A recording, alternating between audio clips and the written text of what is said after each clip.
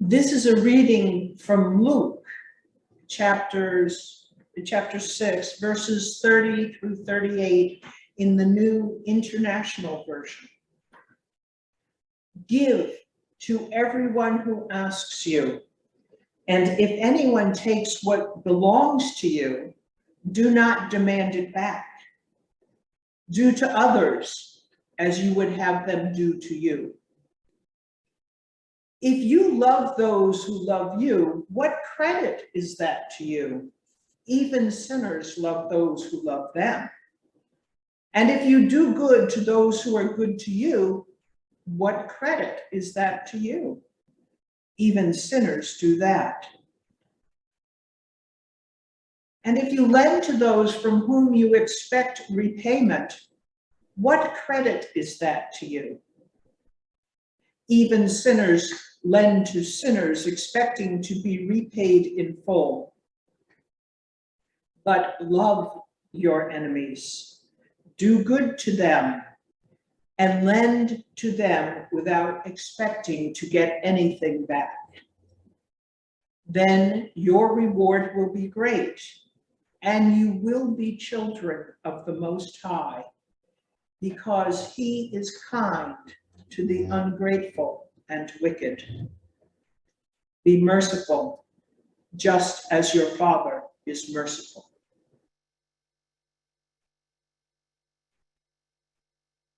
Jesus was not alone in his understanding of divine will.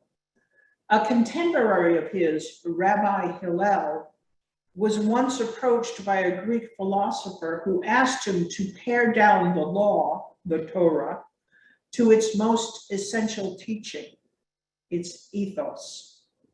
Hillel replied, "Do to others what you would have done to you. All the rest is just commentary." And as the Buddha taught almost 500 years earlier, make thine own self the measure of the others, and so abstain from causing hurt to them. And before the Buddha, the Sanskrit concept of ahimsa, nonviolence, rooted in the principle of first do no harm, is foundational to Jainism, Hinduism, and Buddhist practice. First do no harm is also part of the Hippocratic Oath in medicine and a good workable standard for religion, any religion. Jesus' renown as a teacher was growing, and when he went to Jericho, there was a large crowd gathered to hear him speak. The chief tax collector, a man of short stature, climbed up a tree to see and hear him. "Zacchaeus," Jesus said to him, "I'm coming to your house tonight." Many were appalled that their teacher would dine with sinners, especially a man who had enriched himself at their expense, a man who collected not only what was owed, but whatever more he could squeeze out of them and from those who worked under him. At the end of the meal, Zacchaeus, moved by what he had learned directly from Jesus, proclaimed that he would give half of what he had to the poor, and that he would restore by 4 times any person that he had cheated. This is Jubilee, the celebration of the Lord's favor. That is the invitation to us all, to take the treasures we possess and turn them into a channel of universal love. And before we go on, let's talk about sin. We will hear that word, transgression, wrongdoing, offense. It comes from the concept of being short of the mark or losing our way on the path. Isaiah suggests, and many Christians believe, that sin is what separates us from God. And this is where Isaiah and Jesus differ. Isaiah believes that our iniquities cause God to turn God's face away from us, to stop hearing our prayers. Jesus, on the other hand, teaches differently. We'll remember from the story of the Good Shepherd that the Good Shepherd leaves the 99 on the path and goes to seek the one in the flock who has strayed, to bring it back, to invite it to follow.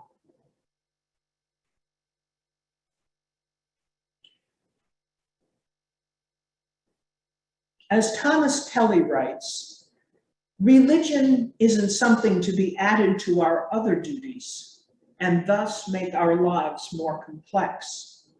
The life with God is the center of life, and all else is remodeled and integrated by it. Is this what early friends understood as simplicity? That if we put God at the center of our lives, everything we do flows from that place. It is not only about our possessions, but our professions, our walk in the world. Do we, in fact, let our lives speak? And if they are speaking, what do they say about us? Yesterday, we heard words from the 18th chapter of Matthew, a chapter which includes the verses we Quakers often call gospel order, or how to address disputes within our own community. We are advised to go first to the one with whom we are in dispute, and if that does not resolve, we are to bring one or two others and meet again. And if that is not enough, we are to bring it to the entire community. Our community, our meeting is expected to be a place where healing happens, not just on the individual level, but between and among us. Treating each other with love, forgiveness, and forbearance is necessary for the life of the meeting community. But we must be willing to engage in and explore our differences if we are to achieve the unity we seek, unity with each other and with divine will. How can we make peace in the world if there is not peace in our hearts and in our community?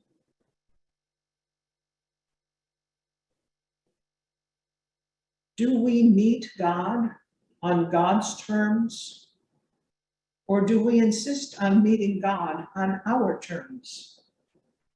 The God of whom it is said is kind to the ungrateful and wicked, and merciful to all. What is the invitation? And what does it mean to say yes? Jesus teaches, do not judge, and you will not be judged. Do not condemn, and you will not be condemned. Forgive, and you will be forgiven. Give, and it will be given to you. A good measure, pressed down, shaken together, and running over, will be poured into your lap. For with the measure you use, it will be measured to you. This is the invitation. What does it mean to me to say yes? Jesus was willing to forgive even as he sought to hold the priests of the people accountable.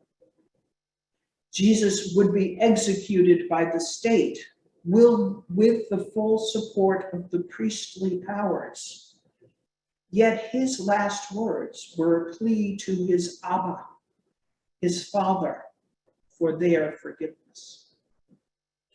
When he was arrested, and one of his followers used a sword to cut off the ear of the high priest's servant, Jesus healed the person's ear and went on to say, "Put your sword back in its place, for all who draw the sword will die by the sword." Jesus practiced forgiveness when he continued to forgive his students, when he continued to forgive his persecutors, when he continued to forgive the unjust, to make God's unconditional love, mercy, and compassion available to all. And we are expected to do no less. Not the least we can do, but to do no less than we are able to. As Dr. Maya Angelou teaches us, do the best you can until you know better. Then, when you know better, do better.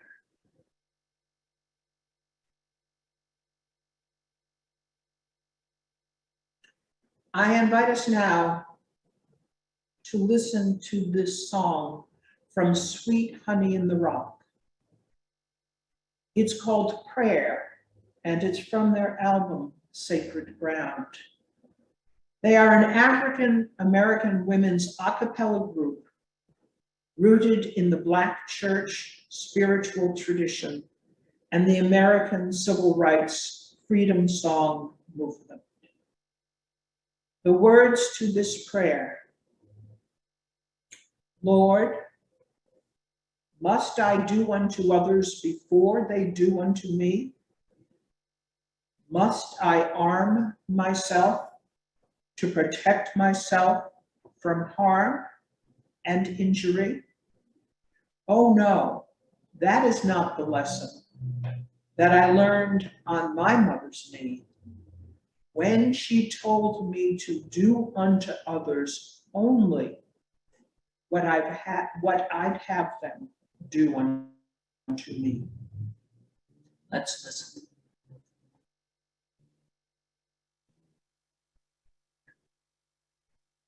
Lord, must I do unto others before they do unto me? Must I arm myself to protect myself from harm and injury? Oh no, that is not the lesson that I learned on my mother's knee when she told me to do unto others only what I have them do unto me.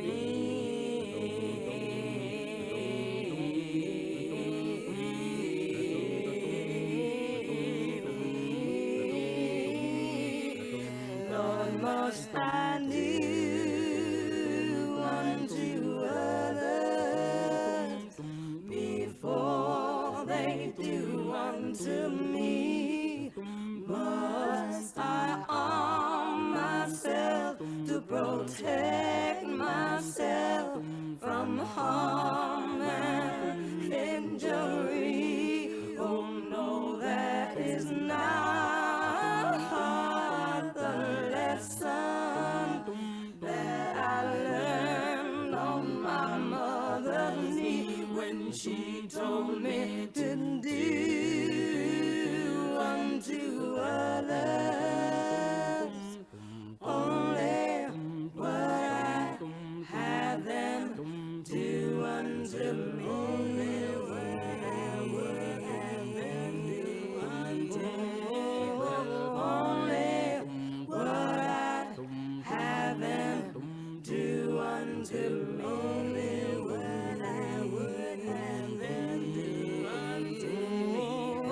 Only what I have them do unto me.